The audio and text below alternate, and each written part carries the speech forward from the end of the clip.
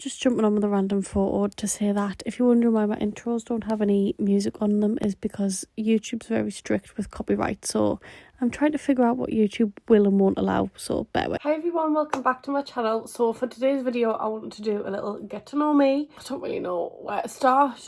I wanted this to be my first video, but by the time I'd finished my Portugal vlog I was like, that's filmed and edited, this is not, and I want to get a vlog up ASAP Rocky, so the Portugal vlog went up first.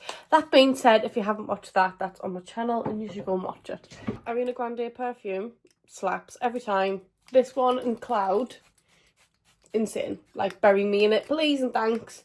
Also the Baccarat Rouge dupe from Amazon, insane.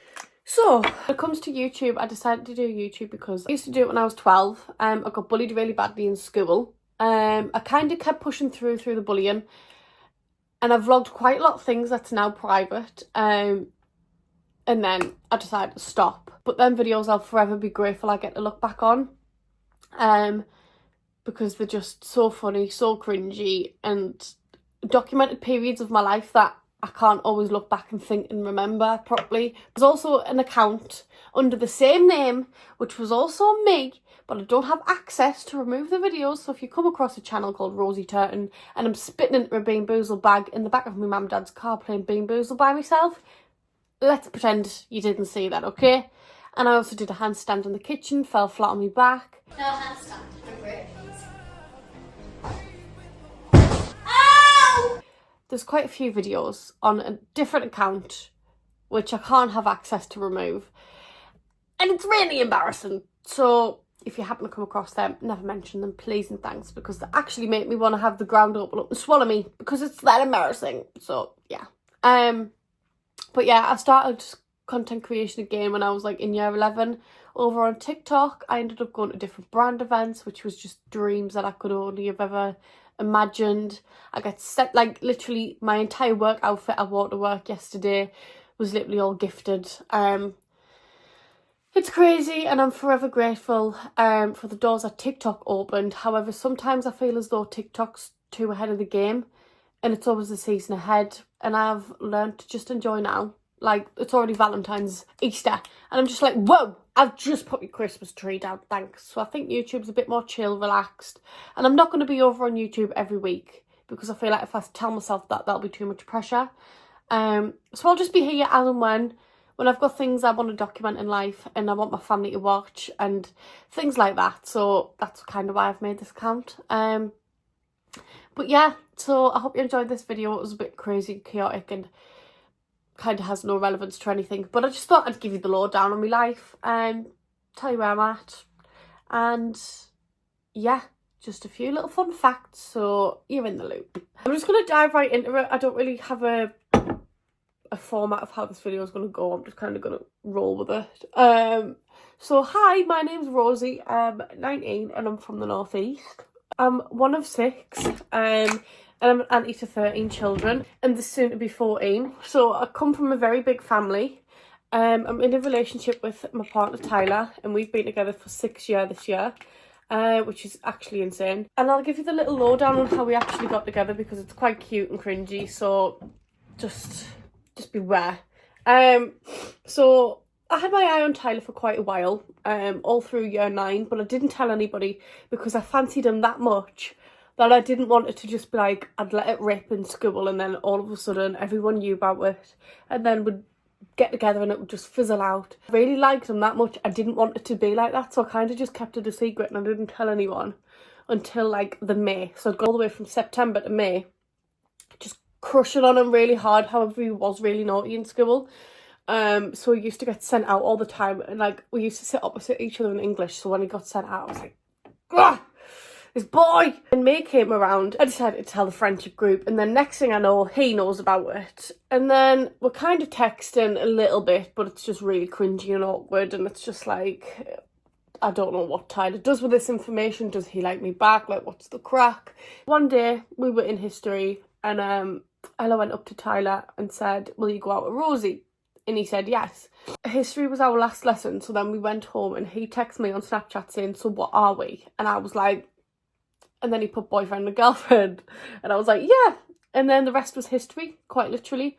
But yeah, isn't it cute to know that we got together in history in year 9, and we're still together. It's been absolutely crazy, and I love that that's our little story.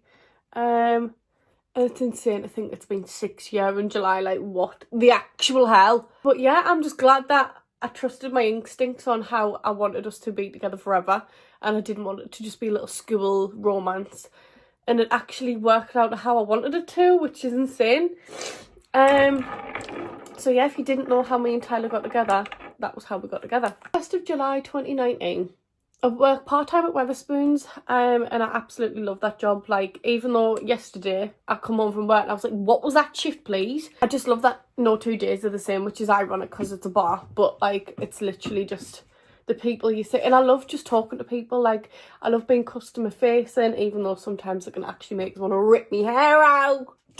Yeah, I love it. And I love the people I work with. And also, I've kind of just the last few months found out what's wrong with my heart that I've had for 5 years. And genuinely, if it wasn't for Wetherspoons, I don't think I'd know what's wrong with my heart now.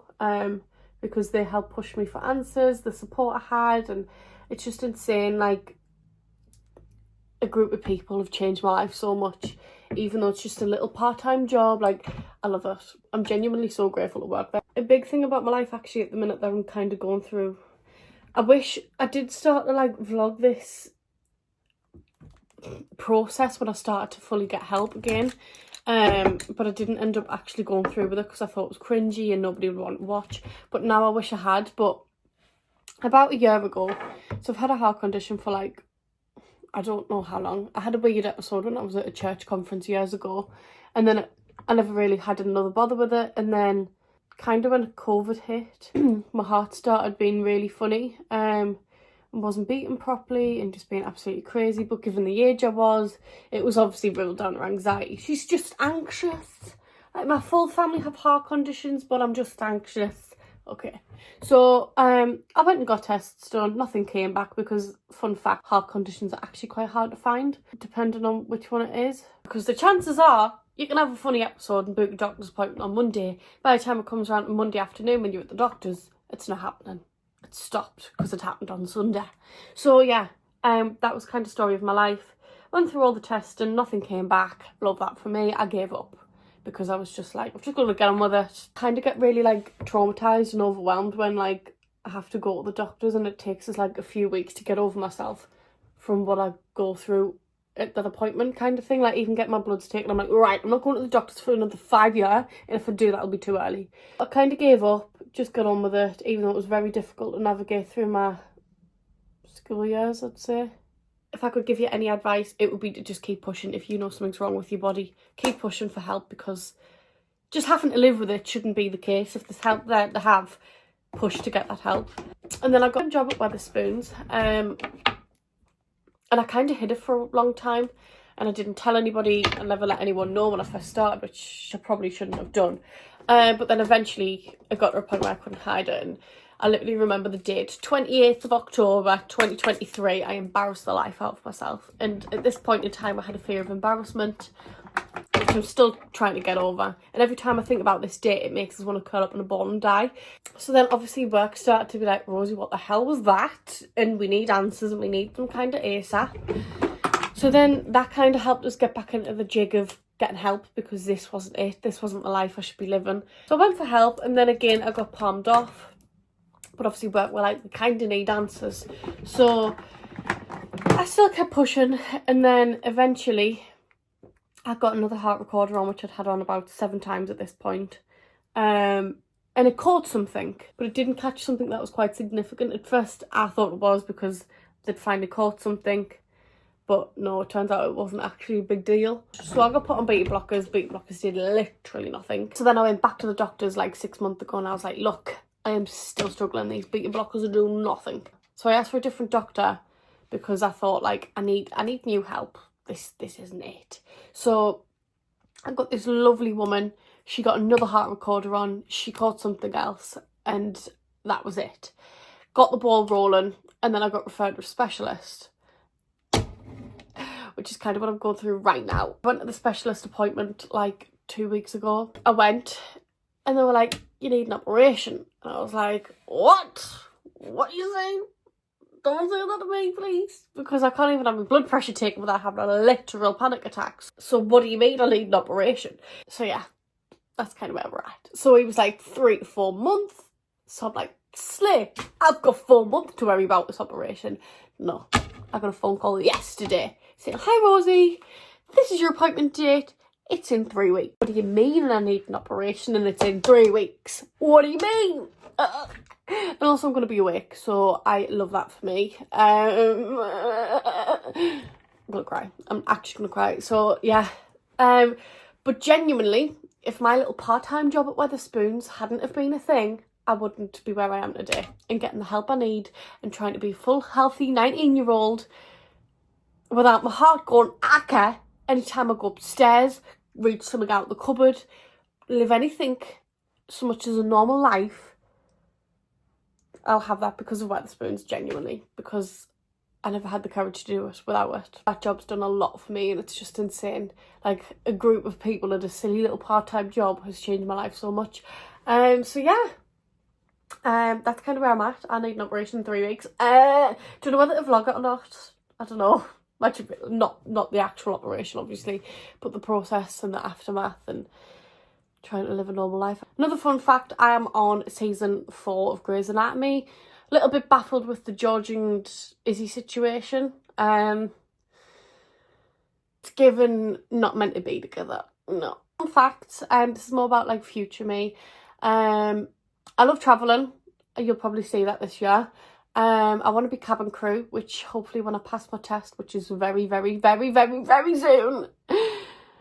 Hopefully if I pass my test, I'll be able to just apply for cabin crew and live my best life, which is what I want to do. But yeah, I eventually want to work for long haul airlines and maybe even move to another country for like 6 months.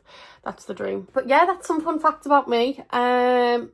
Just kind of gave the lowdown on my life really and a few little sidetrack stories.